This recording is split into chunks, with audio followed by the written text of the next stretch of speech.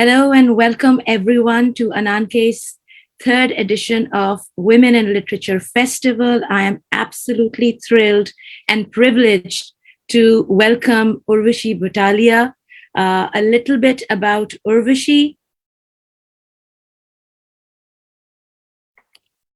Urvashi Butalia is an Indian feminist and a publisher.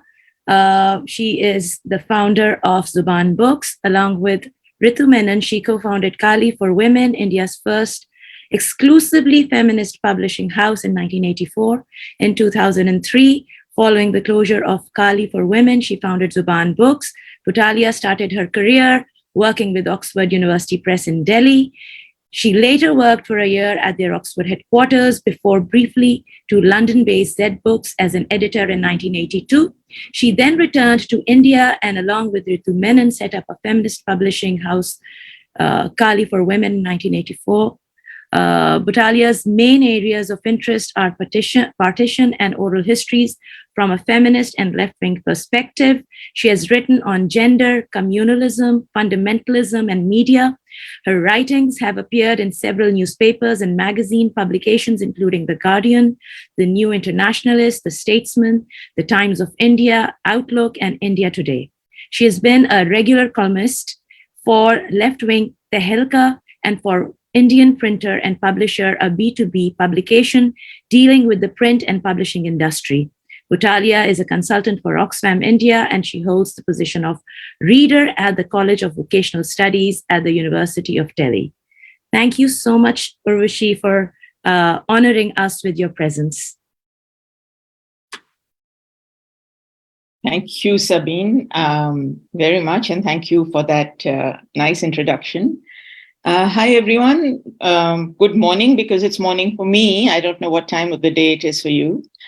And it's I who is honored to be invited to be part of this wonderful festival that I've been familiar with in the last two editions. And I'm also grateful to those of you who've turned up on a weekday to listen. Sabine, just a small correction in the bio, which is I was a consultant for Oxfam once, long ago. And together with the organization that I was involved in, we set up some research bodies to work on women and violence, political violence particularly. But that's long ago. So that's no longer the case. And poor old Tehelka shut down, And so that's a bit tragic. But anyway, coming back to literary festivals, I was just thinking the other day that in the last decade or decade and a half, large numbers of literature festivals have sprung up all over our part of the world. And it's become somewhat fashionable among a lot of people when they hear about a new festival to groan and say, oh no, not another one, I've gotten used to hearing so much of that. And I always think that for those of us who are involved in the making of books, that's writers and publishers and readers, literature festivals are, in the overwhelming presence of a shrinking market and shrinking ways of reaching books to readers, they are like our lifeblood. They're what give us the oxygen in our lives. For it's here that we get to hear authors speak and to speak about their work, which is really unusual. It's here that we get to see readers and to take in their enthusiasm and energy in books. And indeed, it's here that readers get to bond with authors and to bridge the distance between writing and reading. I remember at a major festival here in India long ago, I was doing a morning session with a Polish poet called Adam Zagajewski, whose work had been published in English but had not reached India at all. And I thought, who's going to come? He's a wonderful poet, but who's going to come? Because they don't know this man.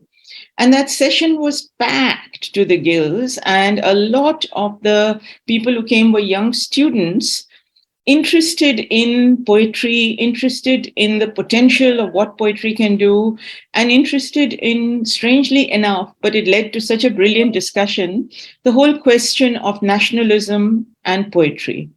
And so, it was taken by surprise by the amount of interest, and that kind of thing can only happen at literature festivals. So I think this relationship of the writer and the reader is one that spans distance, time, language, culture, and so much more. It's perhaps the one relationship in the world that is simultaneously so intimate and so distant. So, at a literature festival, we are sometimes able to bridge this by seeing and listening to the writer as opposed to just reading them at a distance. So, really, I want to congratulate you, Sabine, and your team and Ananke for organizing this wonderful festival and giving us, the readers, chance to feel close to writers. So, last week or in the last 10 days, as I was thinking of what I would say on this occasion, I thought I'd tell you a bit about how my week shaped up, not because my week is in any way important, but for what it told me and for what I hope it will similarly say to you about the ways in which our literary universe has changed in recent years. So, for most of us, there are times in our lives when we tend to read a lot, and there are others when we can barely find the time to read. In the past couple of months, because the workload has been heavy, I often pick up a book and then I put it aside, thinking, almost with a sense of guilt, thinking I don't have time to read. But in the last 10 days, I decided this is wrong. I'm a publisher. I publish books. I expect people to read them. I'm a writer. I write books. I want people to read mine. So I thought I'm going to read. And I started to, within quotes, attack the books that are lying on my table. And I began to go through so many books. And I want to tell you a little bit about the ones that I read or started to read because I haven't finished everything. So first off, I picked up Janice Parriat's new stunning novel called Everything the Light Touches. And I read that in the morning sunlight, sitting next to my plants and trying not to let my impatience get the better of me in racing ahead into the book because I so wanted to do that. At the same time, I needed to prepare for a course I'm teaching in 2 weeks' time. And I read my way for perhaps the nth time through books on the women's movement in India. One of those books, A History of the Women's Movement in the 80s and 90s, called The Issues at Stake, took me back to my activist days. Every campaign the authors described was real to me. I had been there. I'd been part of it. I cannot tell you how exciting it was to read a history you've been a part of. It was almost visual. And there were times when I had gooseflesh just reading about the kinds of things that we became involved in those days. Then I'm currently translating from Hindi a number of short books, autobiographies of Dalit women writers. The first of which, by a writer called Sumitra Mehrol, moves me deeply with its almost like deadpan recounting of the travails she faced as both a Dalit and a disabled woman. In preparation for the translation, I read it again and again, and each time I find something new when I look at it. And as if this is not enough, 2 more books entered the fray. I had picked up on a whim Amia Srinivasan's brilliant collection of essays called The Right to Sex. And the other, a book whose author will feature in your festival, a wonderful, joyous, uplifting, and really proud feminist translation of a book of desire by our stunning writer, Meena Kandaswamy, of Thiruvallar's poetry. I found myself feeling through all of this as I read this lovely book. I have it here. I'll show it to you. Here's Meena's book. It's really gorgeous. It's as beautiful inside as it looks on the outside. So I found myself feeling through all of this, both enriched and confused. There was just so much richness in the books that lay on my small table, and the choices were so difficult. What would I read first? What after? Sometimes the choices were made on very mundane things. One of my old feminist books was on yellowing paper. There isn't enough light in my home to read it inside, so that became a morning read in the daylight. Another was too heavy to carry around, so that had to be taken out of travel reading and so on. For example, when I go to teach at another university a university called Ashoka, I'm driven there and it's a 2-hour drive.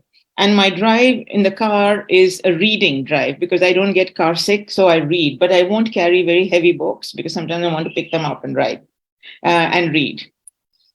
But the fact is that nearly half a century ago, and I'm old enough to think of time in those terms, if I had tried to look for books by women to read, I would have found precious little. At that time, the time that we often call our first moment in women's writing in India, women's writing and publishing were things we didn't talk much about. I recall that when I spoke to my bosses in the Oxford University Press, all really nice guys, about the possibility of publishing women's writing, they responded with genuine surprise.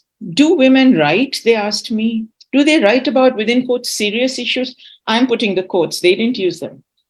In their minds, issues of domesticity, the private sphere, hidden violence, unpaid work, deep discrimination, the family as a site of love and violence, none of these was a legitimate issue to write about. And I often wonder what they'd say if they were alive today. So today, so much has changed. As I've mentioned, that there's this profusion of books. It's still not enough. But it is true that there is no publisher, no major publisher anyway, who will not today have a women's list. It is also true that writers, when they're seeking to be published, have more than just the one choice. When we set up Kali in 1984 and for several years subsequently, we were the only choice people had because no one else would publish their work. But today there is that choice. And yet, of course, women still don't receive enough of the awards. They still are not in the market for the Top Gun bestsellers and so on. But nevertheless, we have books to read today of all kinds and varieties. How did this change come about and why is it important? I don't have enough time to go into this history, and there's a lot of interesting sessions that we'll be listening to in the festival today, tomorrow. So I don't want to stand in the way of that, but I do want to put forward a few thoughts. So the 60s and 70s of the last century were moments that saw in our countries and across the world huge protest movements. These movements were for crucial things like land, fair wages, and out of them grew other forms of mobilization and articulation that brought to the fore very different voices. In India, for example, this meant the voices of women, Dalit writers, initially men and then women, tribal writers, queer and trans writers, and more. And this, you see this phenomenon in many other countries in our region. And these are authors who are writing about things that are very real to them: identity, migration, home, belonging, citizenship, solidarity, discrimination. I mean, so much. So many of these issues work across cultures. Recently, I was in Dubai some months ago for a talk on an exhibition on partition, a subject that I have been working on. And one of the things that came home to me so strongly was second and third generation South Asians who are living in Dubai and who are grappling with both the question of migration and the question of what to call home. Because to have a past that can anchor your sense of belonging is so important. But when that past is something that's hardly there, and you have to go back several generations to find it. And when you try to locate your sense of belonging in a place which isn't home, it's so difficult. It's so difficult. And listening to them, I began to think how much it resonated with the experience of partition refugees as well. The new voices that have found articulation over the last, let's say, 30 years, in the beginning, the mainstream publishing industry focused on profit and gain, was not particularly interested in publishing them. And fortunately for us, alongside the growth of different movements and groups and organizations, there also grew an alternative network of publishers. independent, strong, committed. I'm thinking in India of publishers, and forgive me if I speak only about India, but that's the scene I know best. Publishers like Blaft, Navayana, Yoda, Mappin, Panther's Paw, Tara, Tulika, and others in the field of English. And all these are English language publishers, but also in Indian languages. Publishers like Setu Prakashan in Hindi, the Hyderabad Book Trust that publishes in Telugu, Ek Tara and Eklavya, who are located in Madhya Pradesh and who publish books for children in Hindi, and so many more. In recent months, Zubaan has been working very closely with many publishers in the Indian languages as we offer our books for translation into Indian languages. And what is amazing to me is the awareness that we are now getting of so many independent small publishers, so many people, a lot of them women, who do day jobs and who are so dedicated to bringing out literature by women, by Dalits, by queer writers, that in the rest of their lives, that's what they do.